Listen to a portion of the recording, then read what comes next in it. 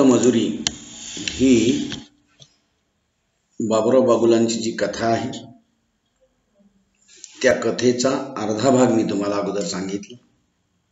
राहिलेल्या अर्ध्या भागाचा विचार आपल्याला करायचा आहे.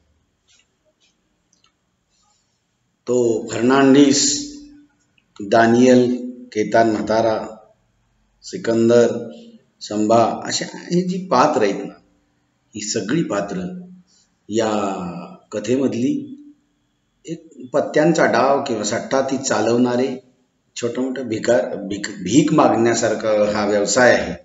आणि ते रस्त्यावर कुठेतरी इथं तिथं तिथं इथं चौकीवर पोलीस त्यांच्या पाठीमागे आहेत. याचा सुगावा घेऊन ते सतत जागा बदलत इकडून तिकडे तिकडून इकडे फिरत आहेत. जे कामगार येतात आणि जातात, गिरणी कामगार, त्या गिरणी कामगारांच्या वाटेवर पत्त्यांचा डाव यांनी लावला. कुठे चौकात लावला, कुठे असे लावत लावत आलेले. आणि तो सिकंदर सकाळपासून त्यानं काहीही खाल्लेलं नाही. दानियल सगळ्यात लहान, त्याचा 13 वर्षाचा मुलगा आहे, त्यानंही काही खाल्लेलं नाही.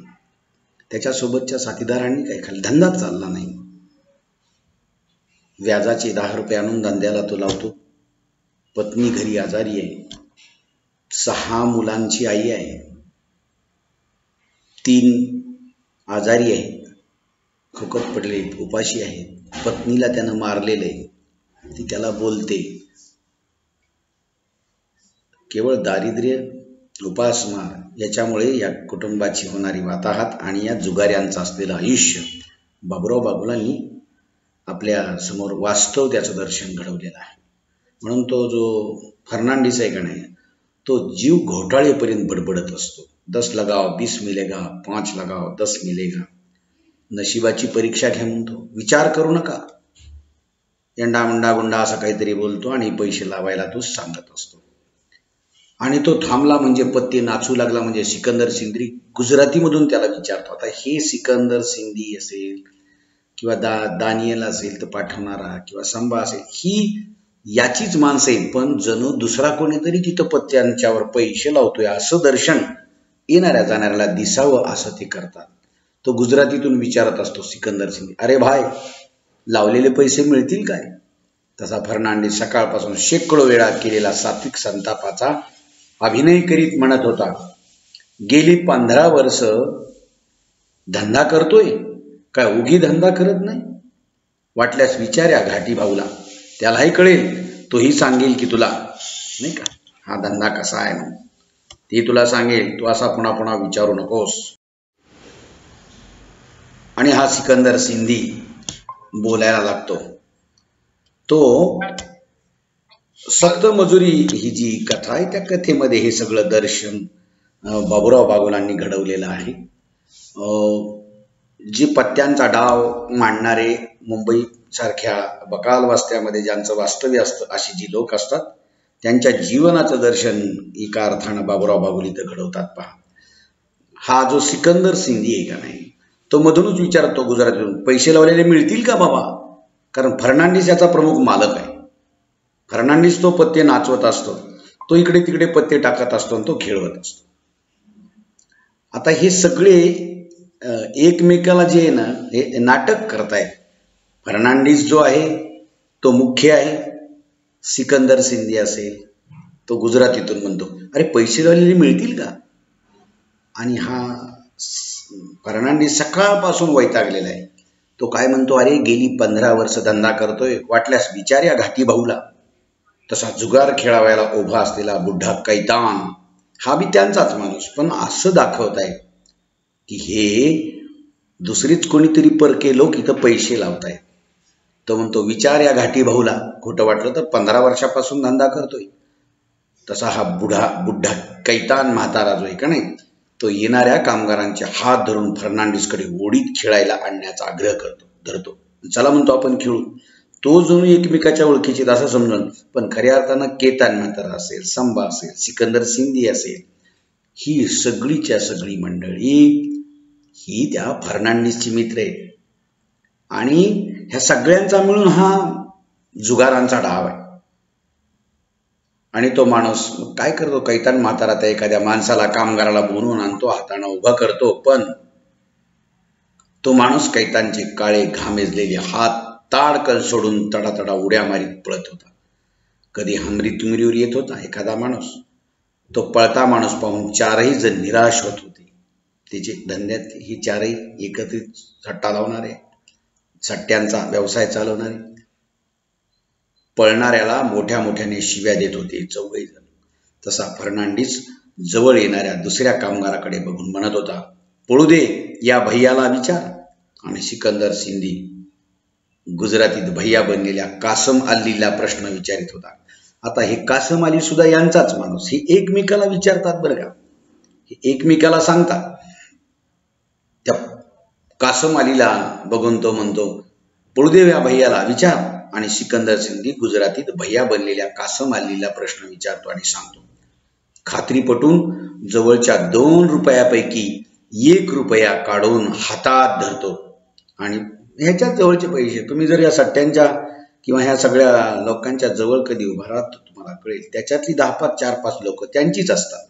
तेच त्यांना पैसे लावतात आणि पैसे आल्याचं नाटक, पुन्हा ही इकडून त्याला पैसे देतात ते आपल्याच मालकाला. हे सगळं चालतं. आणि मग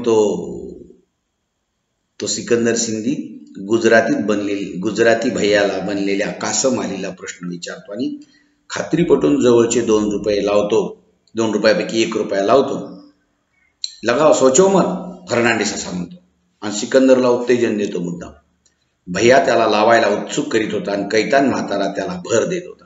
आणि मग सिंधी सभोवती बघत बिचकत बिचकत 1 रुपया पानावर ठेवीत म्हणाला, ए पान, हे पान, हा वोच पान. आणि तेच पान उचलून कंटाळलेला फर्नांडिस थकलेल्या सिकंदर सिंध्याला दाखवित होता.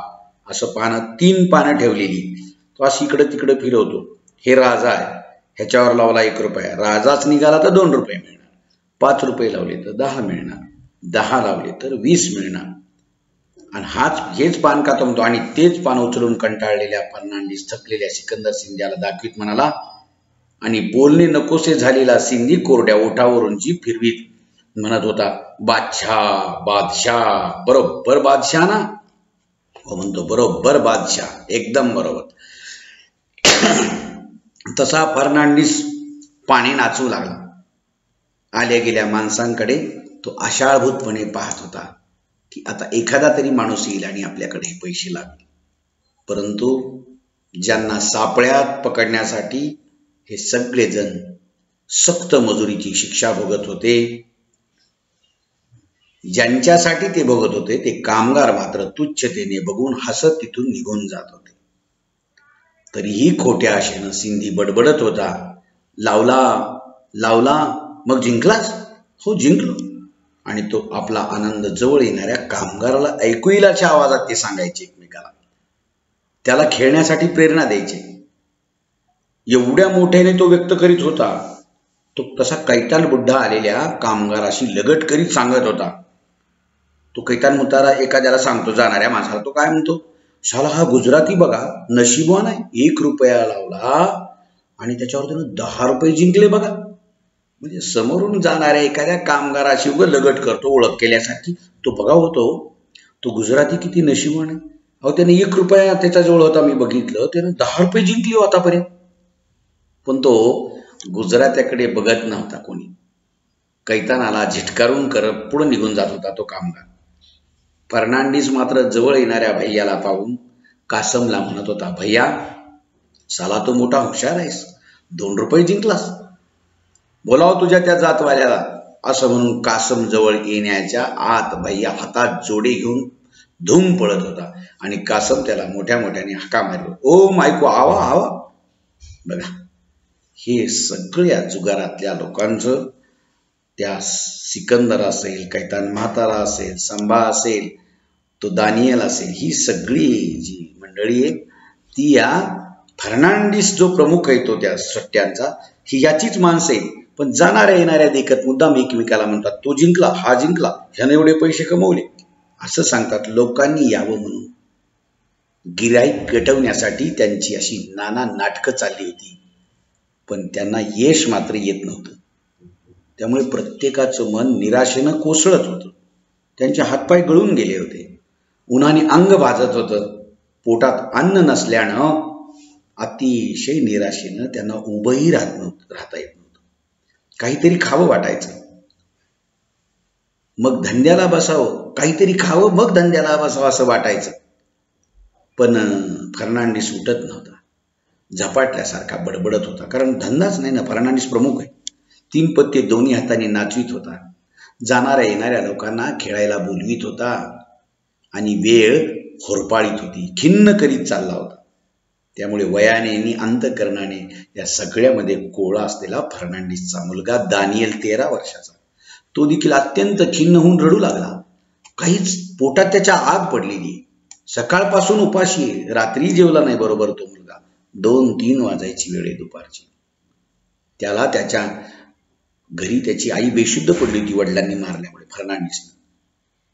त्याला वाटत होतं की ती मेली की काय. त्याला अधिक रडू येत होतं, भुकेची आठवण येत होती. रडू त्याचं वाढत होतं आणि त्याला वाटत होतं की आपण जर रडत बसलो आणि हे जर बापाच्या लक्षात आलं तर आपल्याला फोडून काढी, मारून झोडून काढी. म्हणून भीतीनं घाईघाईनं तो डोळेही पुसून टाकीत होता स्वतःची. तो दानियल नावाचा त्याचा मुलगा छोटासा 13 वर्षाचा, तो या धंद्यामध्ये त्याला मदत करतो. आणि पुन्हा एकदा डोळे पुसून टवकारून त्या जाणाऱ्या येणाऱ्या माणसांच्या रस्त्याकडे तो पाहत होता. पण भरून येणाऱ्या डोळ्यामुळे त्याला पुन्हा पुन्हा रडू त्याच्या डोळ्याला येत होतं. भरून येणाऱ्या त्या डोळ्यामुळे त्याला रस्ताही स्पष्ट दिसत नव्हता. दानियल प्रमाणे ते सर्वजण कमी अधिक प्रमाणात खेद करीत होते. फर्नांडिसला मात्र आपल्या बायकोचं दुःख कळू लागलं.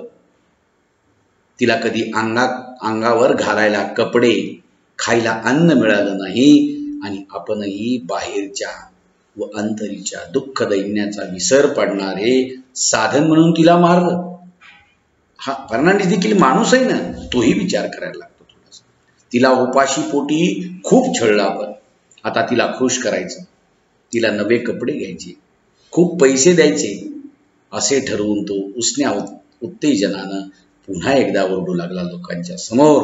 आओ भैया 10 लगाओ 20 मिलेगा, 5 लगाओ 10 मिलेगा, असा तो म्हणायला लागला.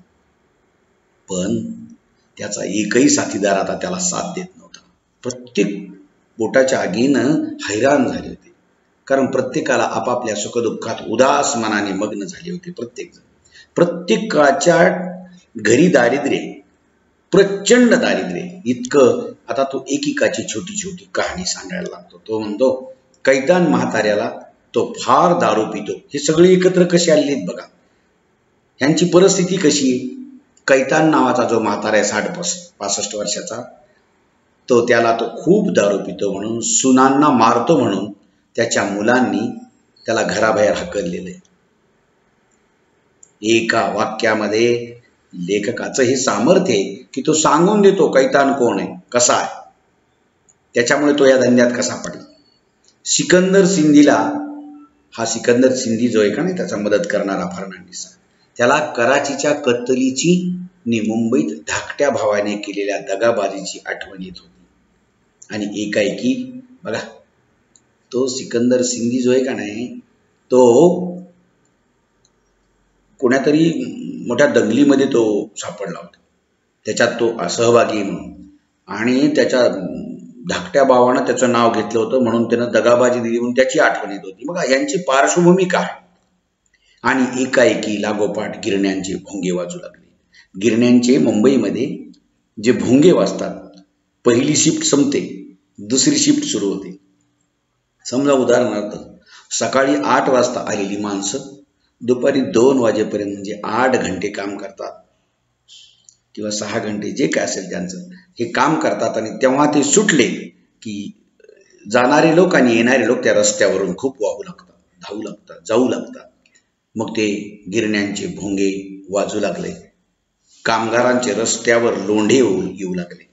तसे ते सर्वजण सावध झाले आणि मोठ्या उमेदीने बडबडू लागले की आता तरी धंदा चालेल.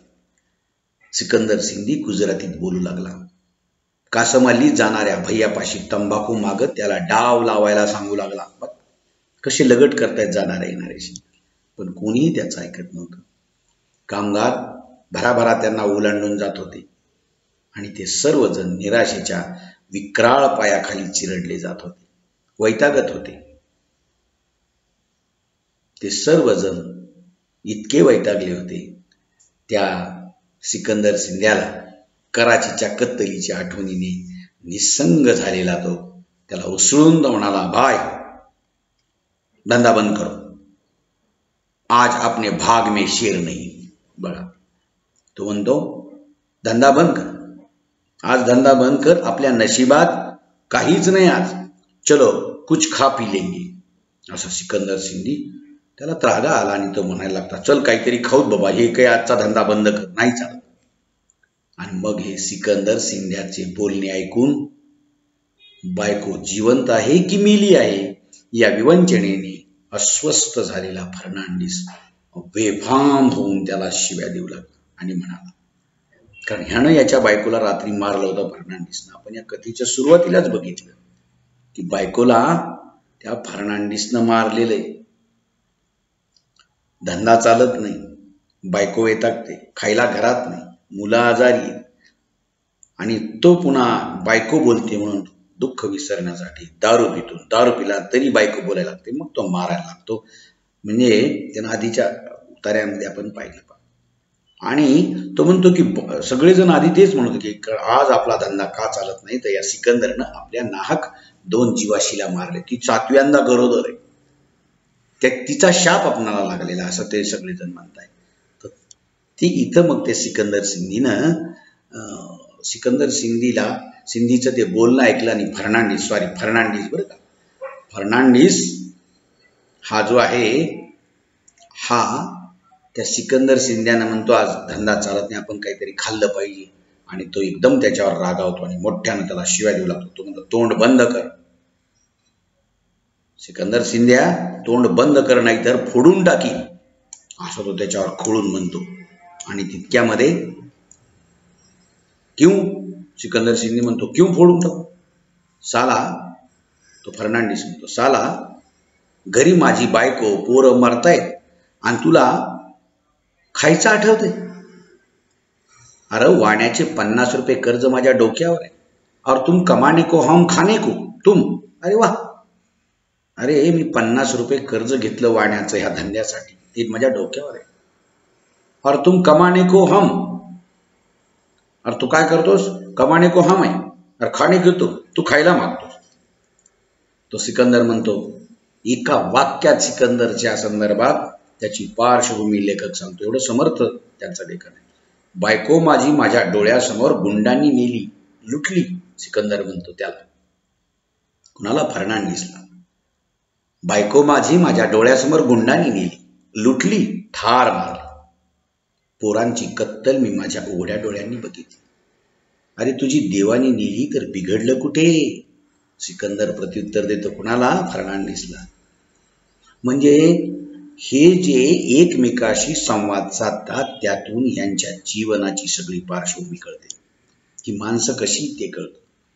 तो कराचीच्या दंगलीमध्ये तो म्हणतो की माझ्या समोर गुंडांनी माझी बायको नेली, तिला लुटली, नंतर ठार मारली. माझ्या मुलांची कत्तल होताना मी उघड्या डोळ्यांनी बघितली.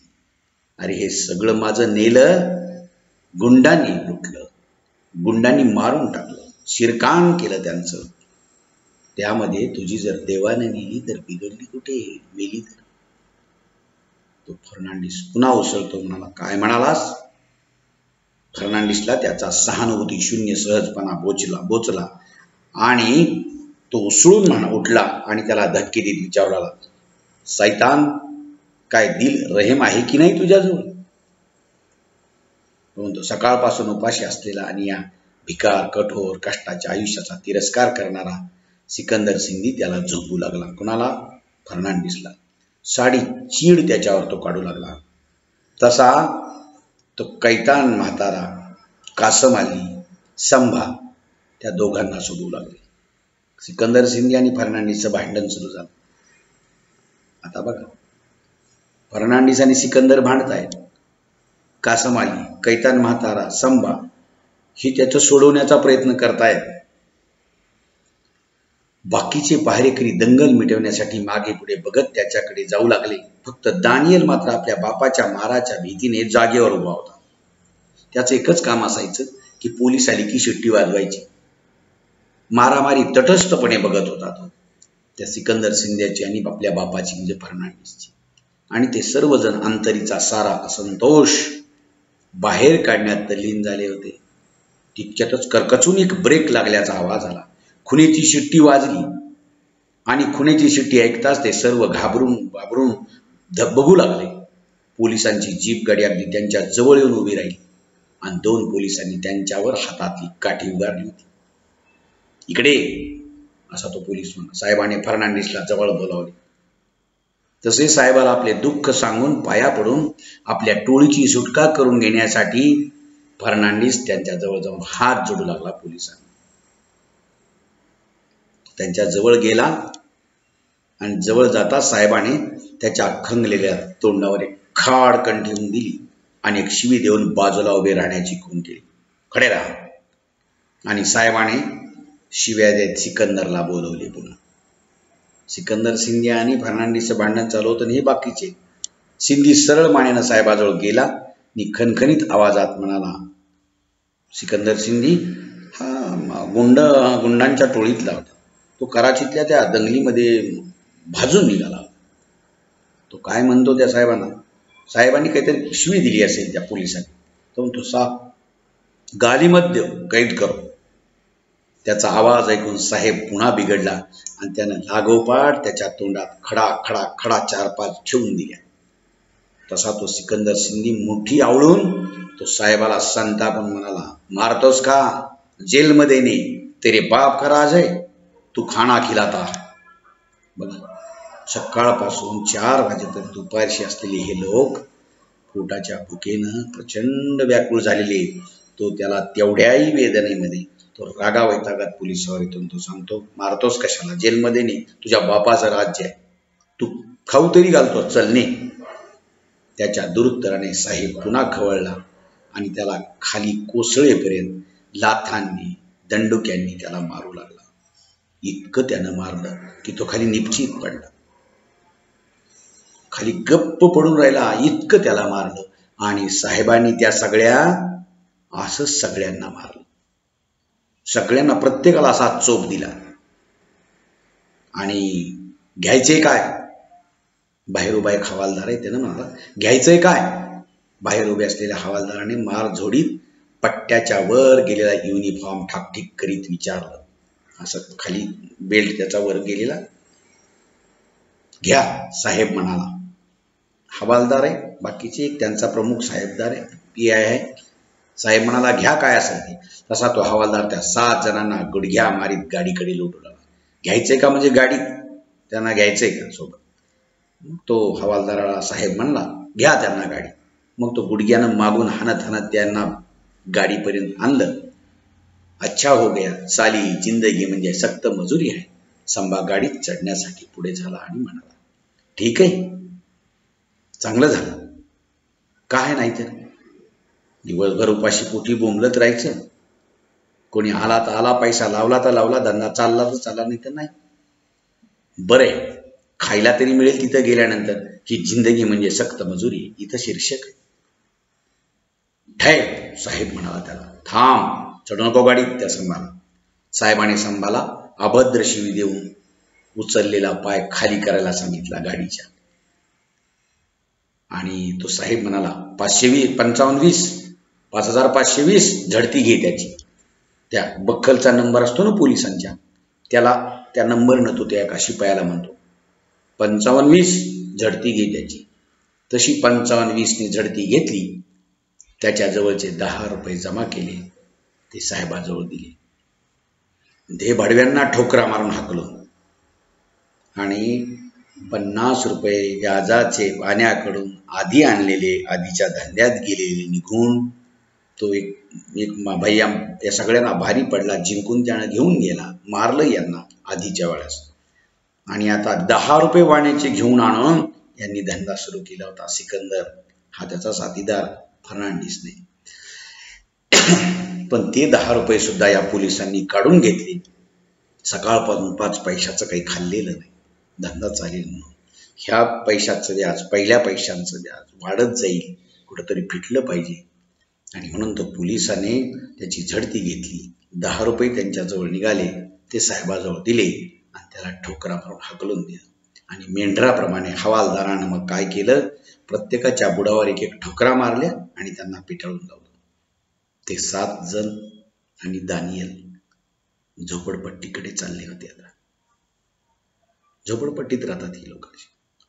कोणी कोणाशीही बोलत नव्हतं. फर्नांडिसला मात्र घरी जावंसही वाटत नव्हतं, कारण रिकाम्या हातांनी त्याला बायकोचं तोंडही बघायचं धाडस होत नव्हतं. बायको जर उठली असेल तर ती आपल्या आज हातून जगणार नाही असं त्याला वाटत होतं, कारण ती बोलणार. ती बोलली की मी तिला मारणार. राग वैताग आला की पुन्हा मारणार, ती पुन्हा बोलणार आणि याच्यामध्ये ती मरून जाईल. हे सगळे पुढे चालले 7 जण. दानियल मात्र सर्वांच्या मागे रेंगाळत होता. त्याला वाटत होतं, कारण जीप त्याच्या समोरून निघून गेली. त्यावेळी तो एकाग्र चित्ताने आकाशातील पतंगाची काटाकाटी बघत होता. बघा, तो दानियल सगळ्यात माग आहे. त्यानं कुणाजवळ म्हणावं की मी उपाशी, मला द्या. बाप वैतागलेला आहे. जवळचे पैसे सगळे नेलेले पोलिसांनी. खायला आता काहीच नाही. बापच बेचैन आहे. मी काय मागू? आणि म्हणून तो एवढंच करतो की जिथून तो चालतोय ना ते सगळं निघून गेलं आणि काटाकाठी बघतो त्या पतंगांची आकाशातल्या चालली. कदाचित ते हेच दिवस असतील, थंडीचे दिवस, आणि याच दिवसामध्ये संक्रांत येते. ते संक्रांतीला उडणाऱ्या पतंगांची काटाकाठी तो बघण्यामध्ये व्यस्त आहे. बघा की ही जी कथा आहे का नाही, ही सक्त मजुरी, ही अशा रीतीची कथा आहे. दानियल किंवा तिथं सिकंदर सिंधी यांच्या जीवनाची ही कहाणी आहे.